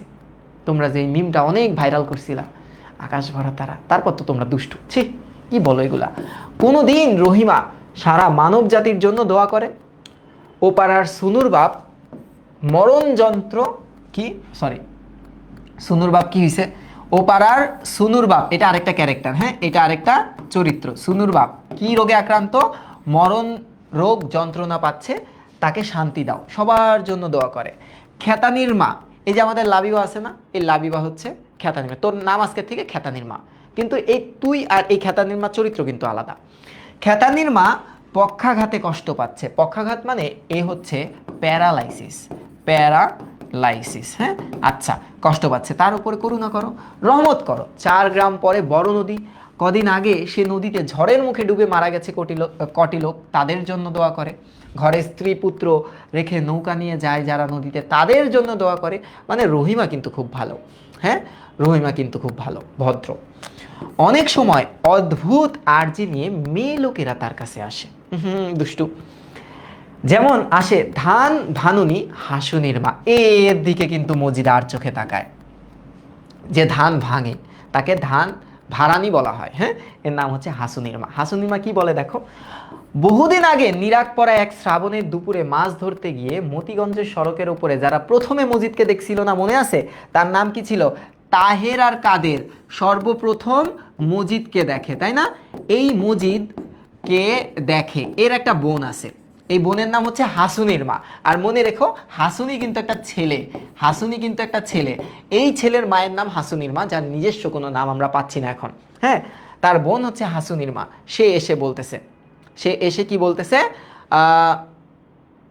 হ্যাঁ, দেখো, সে এসে কি বলতেছে। সে এসে কার কাছে? রহিমার কাছে এসে দেখো, এখন মজা পাবা। এ রহিমা আপা, আমার একটা আরজি আছে আপনার কাছে। এমন এক ভঙ্গিতে বলে, রহিমারও হাইসা দেয়। রহিমা কি বলবি বল, কিন্তু মনে মনে হাসে, গম্ভীর হয়ে থাকে বাইরে থেকে। রহিমা কিন্তু দুষ্টু আছে, ভেরি নটি। হাসুনির মা বলে, আমার আরজি ওনারে কইবেন। ওনারে কারে? মজিদ। এখন কথা হচ্ছে, ওর জামাই রেখে লিগে কইব? এত রহিমার জামাই, ওরে কেন বলবে? দুষ্টু। দেখো, আমার যেন মত হয়। মত মানে কি? মত মানে হচ্ছে মৃত্যু। মত মানে হচ্ছে মৃত্যু। হ্যাঁ, আচ্ছা, এই কি নাম? এই আজাদ, এমডি আজাদ। তোর নাম আজকের থেকে হচ্ছে এই যে সুনুর বাপ। এই সুনুর বাপ, উল্টাপাল্টা কমেন্ট করবি না। হ্যাঁ, আর খেতানির মা হচ্ছে এই যে আমাদের লাবিবা। এবার দেখো, এবার ঈষৎ হালকা হেসে রহিমা বলে, কেন গো বিটি, কি হয়েছে তোমার? তুমি মরতে চাও কে? জ্বালার সহ্য হয় না বুবু। আল্লাহ যেন আমারে সত্তর দুনিয়া থেকে লইয়া যায়। সত্তর মানে কি? তাড়াতাড়ি, অতি সত্তর। হ্যাঁ, দ্রুত, দ্রুত এই দুনিয়া থেকে নিয়ে যায়। মসজিদ রে কইতে হবো। আচ্ছা, সকৌতুকে, যে কৌতুকের সাথে বা হাসির ছলে, হাসির ছলে, হ্যাঁ, রহিমা প্রশ্ন করে, তোমার হাসুনের কি হইব তুমি যদি মারা যাও? মানে তোমার ছেলেটার কি হবে? তোমার ছেলেটার কি হবে তুমি যদি মারা যাও? সেদিক তার ভাবনা নেই, আপনা থেকেই যেন উত্তর যোগায় মুখে। তুমি নিবা বুবু, যে আমার সন্তানরে তুমি দেখবা। হ্যাঁ, তুমি দেখলেই তো হয়। আচ্ছা, তোমারই হাতে সোপর্দ কইরা আমি খালাসমু, যে আমি মৃত্যুবরণ করব, আমার মৃত্যু আসবে। সোপর্দ মানে কি? তোমার হাতে দিয়ে বা সোপে দিয়ে, হ্যাঁ, দিয়ে আমি মৃত্যুবরণ করব। এবার একটু আসো, এবার একটু আসো। এবার কি? এবার কি? এবার দেখো, রহিমা হাসে, হাতে কাঁথার কাজ, হাসে আর মাথা নত করে কাঁথা সেলাই করে। একদিন হাসুনির মা এসে বলে, আরও একদিন আসছে। হ্যাঁ, আইসে কি বলে, আমার এক আরজি বুবু। এ কয় কও। রহিমা বলতেছে, বলো। রহিমা, হ্যাঁ, ওনারে কইবেন বুড়া বুড়ি দুই গারে জানি দুনিয়ার ধন লইয়া যায় খোদা তালা। বুড়া বুড়ি মানে এই যে হাসুনির মা ও বাবা, এই মা বাবা আবার খুব ফাইটিং করে। হ্যাঁ, তারা WWE খেলে একসাথে, ফাইটিং। হ্যাঁ, তারা কিন্তু ফাইটিং করে। এই বুড়া, তার কোনো নাম নাই, ঠেঙা বুড়া। এ বুড়িরে একদম আসার মারে, বুড়িও ঠেঙা বুড়ারে আসার মারে, দুইটার ভিতরে সেই ফাইটিং হয়। আচ্ছা, কৃত্রিম বিস্ময়ে চোখ তুলে চেয়ে রহিমা প্রশ্ন করে। কৃত্রিম বিস্ময় মানে কি জানো? যে বিস্ময় ছাড়া নর্মালি জিজ্ঞেস করতেছে, ওইটা আবার কেমন কথা হইলো? এইটা আবার কেমন কথা কও তুমি? খাঁটি কথা কইলাম বুবু, দুইটা লাঠালাঠি আর চুলাচুলি আর ভাল লাগে না। তাহলে এইটা বলো তো, লাঠালাঠি এবং চুলাচুলি কোন সমাস? কোন সমাস? এটা প্রশ্ন রেখে গেলাম। হ্যাঁ, কোন সমাস? আচ্ছা, বুড়ো বাপ তার ঠ্যাঙ্গা দীর্ঘ মানুষ, মা ছোটখাটো কুকরানো, মানে বয়সের ভারে, বয়সের ভারে নেতায় গেছে, কিন্তু দুজনের মুখে বিষ। দুজনের মুখে কি? বিষ। তার দুজনের মুখে বিষ, এটা কেমন কথা? দুইজন দুইজনের মুখে বিষ ঢালছে। আচ্ছা, ঝগড়া ফ্যাসাদ লেগেই আছে, তবে একদিন একদিন এমন লাগা লাগে যে খুনাখুনি হয়ে যাবে। এই বুড়া বুড়ি একটা আরেকটারে মাইরা লাগবো। হ্যাঁ, এই তোরে মাইরালামু, বুড়ি কয় এই তোরেও মাইরালামু। আচ্ছা, ঠ্যাঙা লোকটি তেরে আসে বারবার, ঘুণ ধরা হাড় কর কর করে। ঘুণ ধরা হাড় মানে কি জানো? ওই যে বয়সের ছাপ। হ্যাঁ, তারা ঠিক মতো তা হাঁটতে পারে না, বয়সের ছাপ। আচ্ছা, বুড়ি ওদিকে নড়ে চড়ে না, এক জায়গায় বসে থেকে মাথা ঝাঁকিয়ে ঝাঁকিয়ে রাজ্যের গালাগাল জুড়ে দেয়। মানে বুড়িও আছে, বুড়া মারতে আহে, বুড়িকে মারবি তুই, মার মার মার পালে মার মার, এরকম করে। এবার কি বলতেছে শুনে হাসুনির মায়ের কান লাল হয়ে ওঠে। আচ্ছা, আর আঁচলে মুখ লুকিয়ে হাসে। মানে এমন গালিগালাজ করে, এমন গালিগালাজ করে, ব্যতিহার বহুব্রীহি নাকি ব্যাধিকরণ বহুব্রীহি, একটু বলো। আচ্ছা, হাসুনির মা মানে বাপ মায়ের গ্যাঞ্জাম শুনে হাসে, এমন গালিগালাজ। দেখো, তাহের কাদের আর তাদের কনিষ্ঠ ভাই রতন, এই দেখো, তাহলে তাহের কাদের রতন আর হাসুনির মা, তারা 4 ভাই বোন। হ্যাঁ, তারা 4 ভাই বোন। হাসুনির মা ইজ ইকুয়াল টু 4 ভাই বোন, এটা একটু মনে রেখো। তাদের বুদ্ধি বিবেচনা থাকলেও তা আবার স্বার্থের ঘরে ঢাকা। এরাও কিন্তু স্বার্থের ঘরে ঢাকা। কেন? জমি জমা। এবার কি বলতেছে, সামান্য হলেও বাপের জমি জমা আছে, ঘর আছে, লাঙল গরু আছে, তার দিনও ঘনিয়ে এসেছে। মানে কি, এই বুইরা তো এমনি মরে যাবে, আর বর্ষায় টেকে কি না সন্দেহ। মানে বলতেছে আমার বাপ কি ওই বর্ষা পর্যন্ত বাঁচবে, এটাই তো আমার সন্দেহ। আচ্ছা, তারা চুপ করে শোনে যে একটা আরেকটারে যদি মাইরা লাই পেশাহি পেশা। এবার কি বলতেছে দেখো, অন্ধ ক্রোধে কাঁপতে কাঁপতে বুড়ো বাপ এগিয়ে আসে, ছেলেদের পানে চেয়ে বলে, ছেলেদের দিকে তাকায় বলে, হুনসোস কথা হুনসোস। ছেলের সমস্বরে বলে, যে ছেলেরা আবার চিল্লায় বলে, ঠ্যাঙা বেটিরে ঠ্যাঙা মারে কয়। মানে কাহিনীটা হচ্ছে, মানে ছেলেরাও অনেক এনজয় করতেছে তাদের মাইপিট দেখে। হ্যাঁ দেখো, বাপ চেইতে গেছে না, চেইতে কয় হ্যাঁ হুনসোস কথা হুনসোস, তোর মা কি কইছে হুনসোস। এখন ছেলেরা আবার সমস্বরে সবাই একসাথে চিৎকার করে বলতেছে, ঠ্যাঙা বেটিরে ঠ্যাঙা মার, এরকম করে চেতাইতেছে। ঠিক আছে। আচ্ছা, কি এক অবস্থা রে ভাই। সমর্থন পেয়ে বুড়ো চেলা নিয়ে দৌড়ে আসে। চেলা মানে এক ধরনের লাঠির একটা অংশ। হ্যাঁ, এটার আমি লাঠি লিখলাম। লাঠি নিয়ে গিয়ে আসে। তাহের শেষে জমিজতের মায়া ছেড়ে বাপের হাতের হাত ধরে ফেলে, যে না এইবার আর না, অনেক হইছে। কাদের বোঝায়, থাক কইবার দাও, খোদাই তার শাস্তি করব। জন্মের কথা নিয়ে মায়ের উত্তর শুনে হাসুনির মায়ের কান লাল হয়ে ওঠে, কিন্তু পরে বুকে যন্ত্রণা হয়, তাই রহিমাকে এসে বলে কথাটা। মানে তোমার হচ্ছে তাহের কাদের রতন এবং হাসুনির মায়ের বাপ গালিগালাজ দেয় যে এই সন্তানগুলো আমার না, তুই কেমনে কমনে এই সন্তানগুলো পয়দা করছস, এই সন্তান আমার হইতে পারে না। তো এই কথা শুনে আবার হাসুনির মার আবার অনেক মানে খেপা যায়, এই কথাগুলো সে সহ্য করতে পারে না। সে রহিমার কাছে এসে বলে যে বুবু এই সব কথা কেন বলছে। দেখো এখন ঘটনাটা কি, হয় বুড়া বুড়ি দুইটাই মরুক, নয় ওনারে কন একটার বিহিত করবার, যে অ্যাটলিস্ট একটারে মারেন। হ্যাঁ, একটারে শেষ করেন, একটারে শেষ করেন। হঠাৎ সমবেদনায় রহিমার চোখ ছলছল করে ওঠে, বলে তুমি দুঃখ করিও না গো বিটি, আমি কমুনে, যে তুমি কষ্ট পাইও না, আমি মজিদ রে কমুনি। কারে কবে? মজিদ। হ্যাঁ, মজিদকে বলবে। এইবার দেখো মজাটা কিরকম। মেয়েটাকে তার ভালোই লাগে, দুস্থামে, দুস্থামে মানে তার অবস্থাটা ভালো না। স্বামী মারা যাবার পর থেকেই বাপের বাড়িতে আসে, বাড়িতে তিনটে মর্দ ছেলে, মার্দ, সাক্ত লন্ডা, বসে বসে তারা খায়। এক মুঠোর মতো যে জমি আছে তাদের, সে জমিতে ওদের পেট ভরে না, তাই টানাটানি আধ পেটা খেয়ে দিন পার করে। গুজরান মানে কি, দিন তারা পার করে, বসে বসে অন্ন ধ্বংস করতে লজ্জা লাগে হাসুনির মায়ের, যে হাসুনির মা তো কিছু করে না, বসে বসে খাইতে লজ্জা লাগে। সে তো একা নয়, তার হাসুনিও তো আছে, তাই বাড়িতে বাড়িতে ধান সে ভেঙে বেড়ায়। এটা হচ্ছে তার কি, তার পেশা, এটা হচ্ছে তার পেশা। কিন্তু কিছু একটা মুখ ফুটে চাইতে আবার লজ্জা করে। রহিমা বলে, শ্বশুর বাড়ি যাও না কেন? হ্যাঁ, শ্বশুর বাড়ি যাও না কেন তাহলে? তোমার স্বামী মারা গেছে তো তুমি শ্বশুর বাড়ি যাইতে পারো, ওরা মানুষই না, ওরা ভালো মানুষ না, নিকা করো না কেন? কয়েক মুহূর্ত থেমে হাসুনির মা বলে বলে বলে দিলে চায় না বুবু, আমার ইচ্ছা করে না নিকা করতে। জীবনে তার আর শখ নেই, তবে গায়ের আর মানুষের রক্তও তার দেহে বয় বলে মাঠ ভরে ধান ফললে অন্তরে তার রং ধরে। হাসুনির মা খুব খুশি হয়। বতর দিনে মানে ধান চাষাবাদের দিনে বাড়ি বাড়ি কাজ করে হাসুনির মায়ের ক্লান্তি নেই, মুখে বরঞ্চ চিকনাই দেখা যায়। এমনকি কোনোদিন তাহের খোশ মেজাজে বলে, তাহের বলে তার ভাই তাকে বলে, কি বলে দেখো, তাহের কি বলে দেখো, শরীরে তো রং ধরছে, নিকা করবি নাকি, এটা কিন্তু তার ভাই বলে, হ্যাঁ ভাই। বুড়ি আমের আটির মতো মুখটা বাড়িয়ে বলে, আমের আটির মতো বাড়ায় বলে, এই পান্ডার বেটি, নিকা করবি? হ্যাঁ, নিকা করব বইলেই তো মানুষটারে খাইছে, মানে আগের স্বামীরে খাইছে, আগের স্বামীকে, স্বামীকে খাইছে।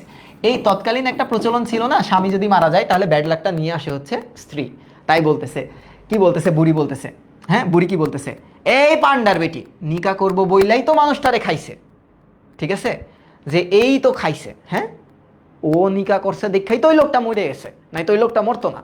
এবার কি বলতেছে দেখো, মানুষটা মানে তার মৃত স্বামী তাহের কৌতুক বোধ করে, বলে কেমনে খাইছস? হাসুনির মায়ের অন্তর তখন খুশিতে টলমল, হেও মজা লইতেছে, হ্যাঁ হেও মজা লইতেছে।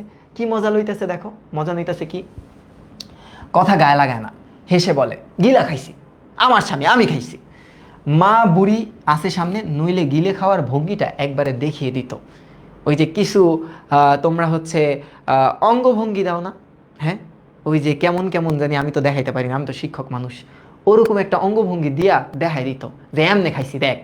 এবার কি বলতেছে দেখো, দূরে ধান খেতে ঝড় ওঠে, বন্যা আসে, পথ ভোলা অন্ধকার হাওয়ায় দিগন্ত থেকে গড়িয়ে গড়িয়ে আসে অফুরন্ত ঢেউ, ধান খেতে তাজা রঙে হাসুনির মায়ের মনে পুলক জাগে। পুলক মানে কি, খুশি হয়, খুশি হয়। আপন মনকেই ঠাট্টা করে বারবার শুধায়, নিকা করবি? ওমেন, নিকা করবি, এটা কিন্তু ওমেন, হ্যাঁ এটার মানে কিন্তু মেয়ে। আচ্ছা, এবার কি বলতেছে, কাকে করে, হ্যাঁ কিন্তু কাকে করে? ওই বাড়ির মানুষকে পেলে করে কি? তেল চকচকে জোয়ান কালো ছেলে, গলা ছেড়ে যখন গান ধরে তখন ধানের খেতে যেন ঢেউ ওঠে। ঠিক আছে, একটু দেখো কিন্তু। পরদিন তাহেরের বুড়ো বাপকে মজিদ ডেকে পাঠায়। মজিদ কিন্তু যাই না গেছে, হ্যাঁ মজিদ কিন্তু যাই না গেছে, যে তোমার হচ্ছে এই বুড়ো তোমার হচ্ছে বাড়িতে খুব গ্যাঞ্জাম করে, হ্যাঁ দেখো তোমার বিবি ডাকছে, এলে বলে, মানে মজিদের সামনে আসছে। মজিদের সামনে আয়সা কি বলতেছে, এ তোমার বিবি কই, তোমার বিবি কি কয় তোমারে? বুড়ো ইতস্তত করে, ঘাড় চুলকে এধার ওধার আমতামতা করে। মজিদ ধমকে ওঠে, এই কও না কেন মিয়া। ধমক খেয়ে ঢোক গিলতে গিলে বুড়ো বলে, তা হুজুর ঘরের কথা আপনারে কেমনে কই? হ্যাঁ তো ঘরের কথা, লোকটা তো ঘরের কথা বাইরে বলবে না, আর এইগুলা ডোমেস্টিক ভায়োলেন্স, এগুলো তো বাইরে বলতে লজ্জা পাবে। কতক্ষণ চুপ থেকে মজিদ ভারী গলায় বলে, আমি জানি কি কয়, কিন্তু তুমি কেমন মর্দ, তুমি কেমন পুরুষ, দাঁড়াইয়া দাঁড়াইয়া শোনো এই কথা। মজিদ আবার উল্টা ফাপল দিতেছে, হ্যাঁ দুই বার পার এক লগে, দাঁড়িয়ে দাঁড়িয়ে শোনে এ কথা ঠিক নয়। তখন রাগে সে চোখে অন্ধকার দেখে, চেলা কাঠ নিয়ে ছুটে যায় বুড়িকে শেষ করবার জন্য। এর মধ্যে একদিন হয়তো সে শেষই হয়ে যেত যদি না ছেলে মেয়ে এসে বাধা দিত, কিন্তু সে কথাও বলতে পারে না মজিদের সামনে, কেবল আসতে বলে, বুড়ির দেমাগ খারাপ হইয়া গেছে হুজুর, আপনি যদি একটু দোয়া পানি কইরা দিতেন, হ্যাঁ দোয়া পানি কইরা দিতেন। আবার কতক্ষণ নীরব থেকে মজিদ বলে, নীরব কি বলে, বিবিরে কইয়া দিও অমন কথা যদি আর কোনোদিন কয় তাইলে কিন্তু তো বিপদ আছে, মুসিবত আছে। হ্যাঁ মাথা নেড়ে বুড়ো চলে যাবার পর যাবার জন্য পা বাড়ায়, কয়েক পা গিয়ে থেমে যায়, থামে, মাথা চুলকে বলে, হুজুর কোত্থেকে শুনলেন বেটির কথা? যে এই বেটির কথা আপনি জানলেন কেমনে? তা দিয়ে তোমার দরকার কি? কিন্তু এই কথা যাইনো, কোনো কথাই আমার অজানা থাকে না, এই আলগা ফাপল লইতেছে। হ্যাঁ আচ্ছা, এবার একটু দেখো, সারা পথ ভাবে বুড়ো, কে বললো কথাটা? বাড়ির গায়ে আর কোনো বাড়ি নাই, মানে গা ঘেঁষা কোনো বাড়ি নাই, তো এই কথাটা বলছে কেরা? কেউ আড়ি পেতে শুনবে। এককালে বুড়ো বুদ্ধিবাদ লোকই ছিল, সারা জীবন দুষ্টু প্রকৃতির বইমাত্রেও, মানে কি সৎ ভাই, সৎ ভাই। এ মানে এই গল্পে দেখি 2-3টা করে বিয়া করছে, এটা কোনো কথা? তাহলে আমি একলগে 4টা বিয়া করব? হ্যাঁ 4টা বিয়া করা কি সুন্নত না? কি জানি, আমার একটু বললো তো, আমি একবারে 4টা বিয়ে করবো, আমুরে কম যে আমার স্টুডেন্ট কইছে একবারে 4টা বিয়ে করতে, তাহলে একবারেই শেষ। এবার আসো, এক ভাই এর সাথে জায়গা জমি সম্পত্তি নিয়ে মারামারি মামলা মোকদ্দমা করে আজ সব সে নিঃস্ব। জায়গা জমির মধ্যে আছে 1 মুঠো পরিমাণ জমি, যা দিয়ে একজনেরই পেট ভরে না। আর এদিকে পড়েছে খিটখিটে মেজাজ, সবাইকে 2 চোখের বিষ মনে হয়। বুড়িটার হয়তো আর ছোঁয়াচ লেগেই অমন হয়েছে, নইলে বহুদিন আগে জৈবনে কেমন হাসি খুশি ছটফটে মেয়ে ছিল সে, স্থির থাকতো না এক মুহূর্ত, নাচতো, কেবল নাচতো, আর খইয়ের মতো কথা ফুটতো মুখ দিয়ে। আজ তার সুন্দর দেহমন পচে গিয়ে এই হাল হয়েছে। যে বুড়ির অবস্থাটাও আসলে ভালো না। বুড়ির অবস্থাটাও ভালো না। বুড়ি আসলে কেমন করতেছে দেখো। বুড়ি যে ছেলেদের জন্ম নিয়ে কথাটা বলতে শুরু করছে তা বেশি দিন নয়। গালাগাল দিয়ে আর স্বাদ হয় না, তাই এমন কথা বের করছে যা বুড়োর আত্মা ইয়ে খচ করে ধরছে। মানে বুড়ি বুড়ি কি বলছে জানো? যে বুড়ি বলছে এই পোলাপাইন তো তোমার না। তখন বুড়ার আবার গায়ে লাগছে, আমার না মানে? তাহলে গ্রামের কোন বেটা তুই এত বড় কথা কইলি? এই যে চরিত্রের একটা দিক এসে পড়ছে না, এটা বুড়োর পছন্দ হয় নাই। কথাটা মিথ্যা জেনেও প্রচণ্ড ক্রোধে জ্বলে উঠতে থাকে তার অন্তরটা। ও জানে এটা মিথ্যা কথা, কিন্তু তারপরও আসলে সে ক্ষেপে যায়। একটা বিষয় গোলমাল নেই তার মনে। অন্তরের শক্তিতে মজিদ ব্যাপারটা জানতে পেরেছে, সেই কথা সে বিশ্বাস করে না। মজিদ যে বলছে না যে কোনো কথাই আমার অজানা না, হ্যাঁ, কোনো কথাই আমার অবিদিত নয় তোমার চরণে, বিভীষণের প্রতি মেঘনাদে এরকম একটা লাইন কিন্তু ছিল, হ্যাঁ, যে তোমার কথা অজানা না। তো মজিদ বলছে না কোনো কথাই আমার অজানা থাকে না, সব কথাই কিন্তু আমি জানি। তখন কেমন লাগবে বলো তো? এই যে বুড়ি যে কথাটা দিয়ে খোঁচা মারছে না, ধরো তোমার প্রিয় বান্ধবী, নতুন নতুন প্রিয় বান্ধবী হচ্ছে তোমার, রাত 3টার সময় চ্যাট করো, ঘর সংসার করো, হ্যাঁ ঘর সংসার, ওখানে তোমার প্রিয় বান্ধবী বলছো তুমি কি করো, তখন তোমার প্রিয় বান্ধবী বলছে আমি তো জাওয়াদের সাথে চ্যাট করি। তখন তো তোমার মাথা একদম হট হয়ে গেছে। কি এই রাতে, এই রাতে তুমি জাওয়াদের সাথে চ্যাট করো? জাওয়াদ তো মৌসুমীর সাথে চ্যাট করার কথা, তো তোমার সাথে করে কেন? এই যে এরকম না, এর জন্য বুড়া আবার খেপে গেছে যে তুই এটা কেমনে কইলি যে অন্যের সন্তান এমনি খেপছে। আচ্ছা দেখো, বলতেছে কথাটা কি বাইরে ছড়াবার মতো কথা, এর বিহিত ঘরেই হয়। যে এর সমাধান তো ঘরেই হয়, বাইরে হয় না। যতই আলেম খোদাবন্দ মানুষ তার বিহিত করতে আসুক না কেন, তাছাড়া কথাটাই যে বিন্দু মাত্র সত্য নেই এটা কে বলতে পারবে? এককালে বুড়ি উড়নে মেয়ে ছিল, তার হাসি আর নাচন দেখে পাগল হতো কত লোক। মানে ও আবার বিশ্বাস করা শুরু করে দিছে, বুঝছো? কি বিশ্বাস? যে বুড়ি তো আগে নাইচা বেড়াইতো, তাহলে বাচ্চাগুলো কি ওর? আয় হায় রে, কি হইব আমার? ইমোশনালি তো আমি ড্যামেজ। এবার কি বলতেছে দেখো। বইমাত্রীয় ভাইটির সঙ্গে ঝগড়া বিবাদের শুরুতে একবার একটা লোক ঘরে ঢোকার জনরব হয়ে উঠছিল। যে একবার একটা লোক ঘরে আসছিল, হ্যাঁ ঘরে আসছিল, হয়তো বা কিছু একটা হইছে মনে হয়। মানে এইরকম আসলে মানে মানুষ ছড়াইছে এই কথাগুলা। দেখো একদিন তার অনুপস্থিতিতে সে কাণ্ডটা নাকি ঘটেছিল, কিন্তু ঘরের বউ অনেক ঠ্যাঙানি খেয়েও কথাটি যখন স্বীকার করেনি, তখন সে বিশ্বাস করে নিয়েছিল যে তা দুষ্টু প্রকৃতির বইমাত্রেও ভাইটি সৃষ্টি ছাড়া আর কিছু না। মানে কথাটা কি বুঝতে পারছো? কথাটা কিরকম? কথাটা হচ্ছে এরকম যে আচ্ছা, কথাটা এরকম যে একদিন বুড়া বাসায় ছিল না, তখন একটা লোক বাসায় আসছিল। তো বুড়ির ক্যারেক্টার খারাপ করার জন্য হয়তো বা বইমাত্রেও ভাই, তার সৎ ভাই, এই উল্টাপাল্টা কথা তাকে বলছে। বুড়ির অনেক জিজ্ঞাসা করছে যে কি করছো তুমি, বুড়ি স্বীকারই করে না। তার মানে হয়তো বা বুড়ি সত্য কথা বলতেছে, হ্যাঁ। আচ্ছা ওকে, যাওয়াত ভালো হয়ে যাও। অন্দরে ঢুকতেই দেখো, অন্দর মানে ঘরে, এই যে মজিদের বাসা থেকে যখন ফিরছে, ঘরে ঢুকেই সামনে দেখলো হাসুনির মাকে। তার মেয়েরে দেখছে, মাইয়ারে দেখছে, দেখেই চর চর করে মেজাজ গরম হয়ে ওঠে, ঘুমনি খেয়ে চোখ অন্ধকার হয়ে যায়। বকের মতো গলা বাড়িয়ে ছুটে গিয়ে তাকে এক ধরে আসার মাইরা মাটিতে ফেলে দেয়। ধরো হাসুনির মারে ধরছে, ধইরা ঘাড়ের উপরে নিয়ে ওই দাম করে ফালাই দিছে। তুই কইসুস কে? তুই ঘরের কথা বাইরে কইসুস কে? মসজিদ কেডা? ঠিক আছে, এক আছাড় দিয়ে মাটিতে ফেলে দেয়। তারপর কি হয়েছে দেখো, মজার কাহিনী। তারপর শুরু হয় প্রহার। ওরে মায় উদাম পিটান পিড়াইছে, হ্যাঁ উদাম পিটান পিড়াইছে।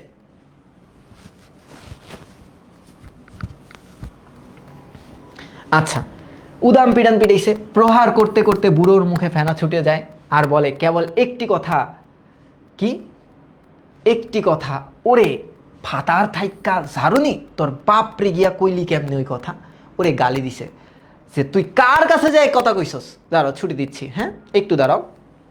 হ্যাঁ তুই কার কাছে যায় ছুটি দিচ্ছে? গালিগালাজ আছে এই গল্পে। প্রাণের আশ মিটিয়ে বুড়ো তার মেয়েকে মারে, উরে উদাম পিরান পিড়াইছে। ছেলেরা তখন ঘরে ছিল না বলে রক্ষা করবার জন্য কেউ ছিল না। বুড়ি অবশ্য ওধারে পা ছড়িয়ে তীক্ষ্ণ কণ্ঠে বিলাপ জুড়ে দেয়, কিন্তু বিলাপ শুনে দমাবার পাত্র নয় বুড়ো, যে বুড়িও চিল্লাইতেছে কিন্তু আসলে কোনো লাভ হয় না। ঠিক আছে, এবার দেখো কেন পিটাইছে, কারণ ওই মজিদকে যায় বলে দিছে ঘরের কথা। তারপর কি দেখো, এই যে একটু পড়াবো, সেদিন দুপুরে মুখে আঘাতের চিহ্ন ও সারা দেহে ব্যথা নিয়ে চুপি চুপি ঘর থেকে বেরিয়ে হাসুনির মা সোজা চলে গেল মজিদের বাড়িতে। মজিদ তখন জিরুচ্ছে, জিরুচ্ছে মানে কি, রেস্ট নিচ্ছে। আর একটু পড়াবো, হ্যাঁ, রেস্ট নিচ্ছে। আর সে ঘরের নিচেই মাটিতে বসে কাঁথা সেলাই করতেছিল তোমার রহিমা। হাসুনির মা মজিদের সামনে কখনো যায় না, কিন্তু আজকে শটান মানে এক টান দিয়ে ঘরে ঢুকে তার সামনে রহিমার পাশে বসে মরা কান্না জুড়ে দিল। প্রথমে কিছু বুঝে নাই, কথা স্পষ্টতর হয়ে এলে এইটুকু বোঝা গেল যে সে রহিমাকে বলছে, ওনারে কন মানে মজিদ রে, হ্যাঁ মজিদ রে, আমার মতের জন্য জানি দোয়া করে। মজিদ হুকা টানে আর চেয়ে চেয়ে দেখে, আর চোখে দেখে, কিন্তু মজিদ কিন্তু দুষ্টু আছে। হ্যাঁ দেখো, একটু দাঁড়াও একটু দাঁড়াও, এখনই ছুটি দিচ্ছি, এখনই, একটু দাঁড়াও একটু দাঁড়াও। ক্রন্দনরত মেয়ে তার ভালোই লাগে, মজিদ আবার খুব দুষ্টু। মেয়েরা কাঁদতে কাঁদতে তার কাছে আসছে, হ্যাঁ তার পায়ের কাছে আসছে, তার ভালো লাগতেছে। কথায় কথায় ঠোঁট ফুলাবে, লুটিয়ে পড়ে কাঁদবে, এমন একটা বউ এর স্বপ্নই তো সে তার প্রথম যৌবনে দেখছিল। কিন্তু পাইছে কারে, রহিমা। রহিমা আবার এই লম্বা, আর মজিদ হচ্ছে এইটুক। হ্যাঁ, রহিমার না আছে অভিমান, না আছে চপলতা চঞ্চলতা। রহিমা একদম বোকা বলদ, হ্যাঁ চঞ্চল। অপরাধ না করে থাকলেও মজিদ বলেছে বলে কোনো কথা নির্বিবাদে মেনে নেয়। যদি অপরাধ নাও থাকে তাও স্বীকার করে নেয়। রহিমার মধ্যে আসলে রসকস নেই, অমন মানুষ ভালো লাগে না তার। এই কারণে হাসুনির মায়ের দিকে কিন্তু তার নজর গেছে। হ্যাঁ, কমেন্ট আমি দেখি, বুঝছো, কমেন্ট আমি দেখি। তোমার কি মনে হয় যে আমি কমেন্ট দেখি না? কমেন্ট আমি দেখি, সব দেখি আমি, খালি আমি রিয়্যাক্ট করি না, বুঝতে পারছো? আমি বলবো একদিন কেন আমি রিয়্যাক্ট করি না। হ্যাঁ, সবই দেখি, কোনটা মজা ছাড়াই যাইতেছে।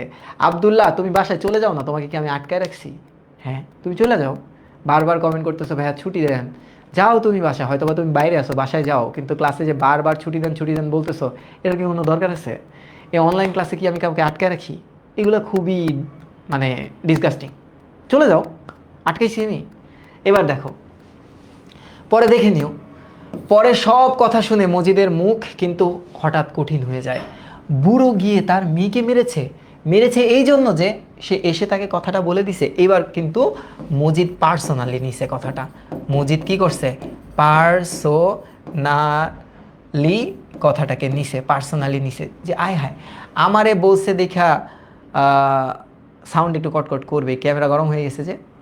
দেখো, অনেকক্ষণ গুম হয়ে থেকে মজিদ গম্ভীর কণ্ঠে রহিমাকে বলে, ওরে যাইতে কও, আর কও আমি এটা দেখমু। একটু পরে রহিমা বলে, ও যাইবার চায় না, ডরায়, ও ভয় পায়। হ্যাঁ, মজিদ আর চোখে কার দিকে তাকায়? হাসুনের দিকে তাকায়। কিভাবে তাকায়? আর চোখে, এটা এমসিকিউর জন্য পড়বা। কান্না থামিয়ে মজিদের দিকে পিঠ দিয়ে বসে আছে, আর ঘোমটাটা টানা মাথা পর্যন্ত, নখ দিয়ে পাটি কুটছে, মানে রাগ রাগ অবস্থায় যেরকম হয় আর কি। হ্যাঁ, আচ্ছা, ওধারে ফেরানো মুখটি দেখবার জন্য এক মুহূর্ত কৌতূহল বোধ করে মজিদ, মানে মজিদও চায় যে ওর চেহারাটা যাতে দেখা যায়। তারপর গম্ভীর কণ্ঠে বলে, থাক তাইলে এখানে থাক। অপরাহ্নে জমায়েত হয়। জমায়েত মানে কি, অপরাহ্নে বা দুপুর বা বিকালের দিকে সবাই একসাথে এসে বলে, একসাথে এসে এইবার হচ্ছে বিচার হবে। একা বিচার করতে ভরসা হয় না যেন মজিদের। ঠ্যাঙা বুড়ো লোকটা শয়তানের খাম্বা, একা বিচার করা যাবে না, সবাইকে নিয়ে বিচার করবে। অন্তরে তার কুটিলতা আর অবিশ্বাস। অন্তরে তার কুটিলতা মানে কি, কুট বুদ্ধি, খারাপ বুদ্ধি, কুট বুদ্ধি, হ্যাঁ চলমান। খালেক ব্যাপারীও এসেছে। মাতব্বর না এলে কি শাস্তির বিধান হয়? বিচার তো চলে না, মাতব্বর তো থাকা লাগবে। রায় অবশ্য মজিদই দিবে, কারণ মজিদ তো অঘোষিত রাজা সেই গ্রামের। কিন্তু সেটা মাতব্বরের মুখ দিয়ে বেরুলেই ভালো দেখায়, কারণ মাতব্বর বলছে মজিদের উপরে আলটিমেট দোষটা আসবে না। একটু তফাতে পাশার ওপর বসে চুপচাপ হয়ে আছে তাহেরের বাপ, বসছে। আচ্ছা, মুখটি একদিকে সরানো। খালেক ব্যাপারী বাজ খায় গলায় প্রশ্ন করে, এই তোমার বিবি কি বলে? হ্যাঁ, মুখ না তুলে বুড়ো বলে, হেই কথা আপনারাই ব্যাখ্যা জানেন, আপনারাই তো জানেন, আমার জিগানকে। কে একজন গলা উঁচিয়ে বলে, কথা ঠিক কইরা গাও মিয়া, মাতব্বরের লগে কথা কইতেছো। বুড়ো ওইদিকে একবার ফিরেও তাকায় না। খালেক ব্যাপারী আবার প্রশ্ন করে, এখন কও হেই কথা তুমি ঢাকবার চাও কেন? কথাটা যেন বুঝলে না ঠিক মতো, এমন একটা ভঙ্গি করে বুড়ো তাকায় সকলের দিকে, তারপর বলে, এইটা কি কনের কথা?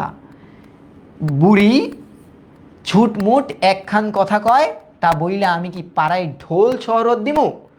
ওর কথা বলার ভঙ্গি ব্যাপারীর মোটেই ভালো লাগে না।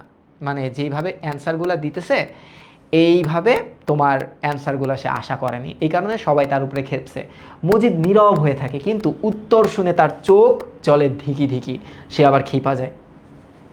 লোকটির উত্তরে কিন্তু ভুল নেই, তাই প্রত্যুত্তরের জন্য সহসা কিছু না পেয়ে খালেক ব্যাপারী ধমকে উঠে বলে, কথা ঠিক কইরা গো, কইবার পারো না? জমায়েতের মধ্যে কয়েকটা গলা আবার চেঁচিয়ে ওঠে, কথা ঠিক কইরা কও মিয়া, ঠিক কইরা কথা কও। বৈঠক শান্ত হলে খালের ব্যাপারী হয়ে গেছে, এটা হবে খালেক ব্যাপারী আবার বলে, তুমি তোমার মাইয়ারে ঠেঙাইছো কেন, মারছো কেন তুমি?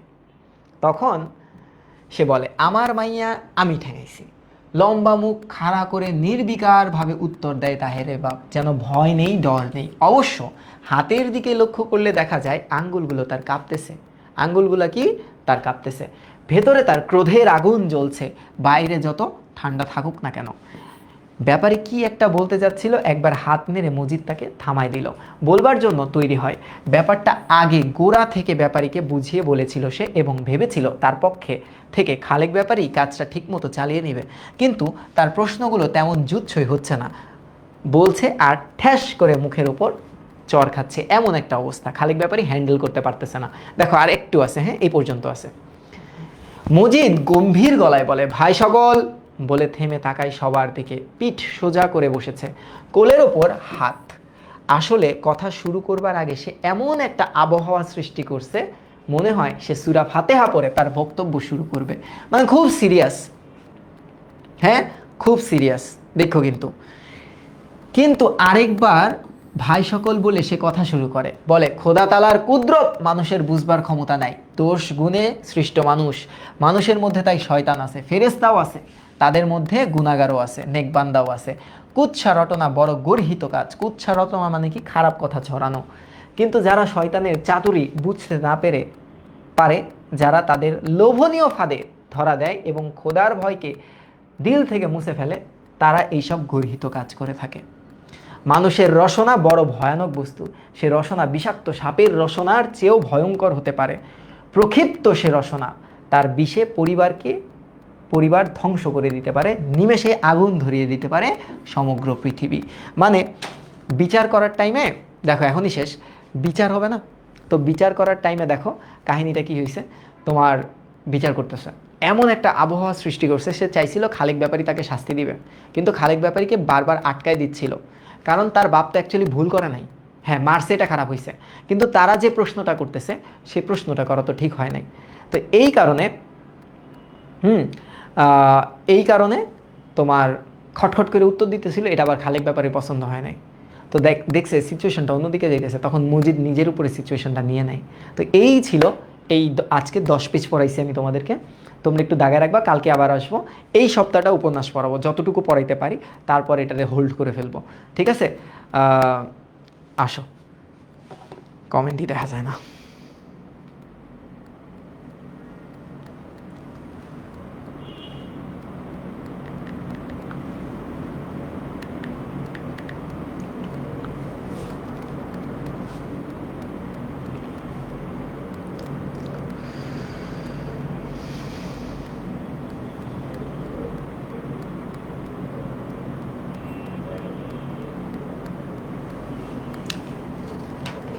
রসনা মানে তোমরা বলতে পারো কি, যে রসনা মানে হচ্ছে এই ছড়ানো, রসনা মানে হচ্ছে টেস্টটাকে বোঝায়। আচ্ছা, একটু ভালো মতো মন দিয়ে পড়ো। আর কিছু কথা তো ওই যে বলি, দেখো তোমরা মনে করো যে আমি কমেন্ট দেখি না, হ্যাঁ কমেন্ট দেখি, আমি কমেন্ট কম পড়ি। দেখো প্রথম ইবিআইতে একটা কথা উঠছিল, এরা ক্লাস করে নাই কখনো, কমেন্ট প্রচুর কমেন্ট পড়ে, অথচ কমেন্ট আমি পড়ি না। এইবার কথা আসছে কি, যে ক্লাস বলে অনেক বড় হয়, অনেক বড়, 1 ঘন্টা 15 মিনিট, এবারে যে ক্লাস নেই আমি 1 ঘন্টা 10 মিনিট। তো মানে কিছু কিছু মানুষ এমনভাবে আক্রমণ করে ভাই, উপন্যাস লাইন বাই লাইন কে পড়াইতেছে আমার একটু বইলো, হ্যাঁ, নাটক লাইন বাই লাইন কে পড়াইছে আমাকে একটু বইলো। যে ডিটেলগুলো তোমাদেরকে দেওয়া হয়, এই ডিটেলের জন্য এককালে কানবা, দেখো বইলা রাখলাম। তো দাগানো কমপ্লিট, দাগায় দাগায় পড়বা। আর কালকে এবং পরশুদিন আমরা অ্যাটলিস্ট 20 পাতা পড়ার চেষ্টা করব, যাতে অর্ধেকটুক শেষ হয়ে থাকে, ঠিক আছে? তাইলে এবার হ্যাঁ, তোমাদের সিলেবাসে যেগুলো নতুন অ্যাড করছে সেগুলো আমি পড়াবো, ডিসেম্বর থেকে শুরু করব। হ্যাঁ, মানে তোমাদের কোর্সটা আমি জানুয়ারি 30-এর মধ্যে শেষ করে দিব। হ্যাঁ, তারপরে মার্চ পর্যন্ত আমরা টুকটাক টুকটাক বাজনা বাজাইতে থাকবো। স্যার জমিলার বাবাকে, জমিলার বাবাকে, জমিলা পর্যন্ত এখন আমরা যাই নাই তো। হ্যাঁ, ওকে, আগে যাই।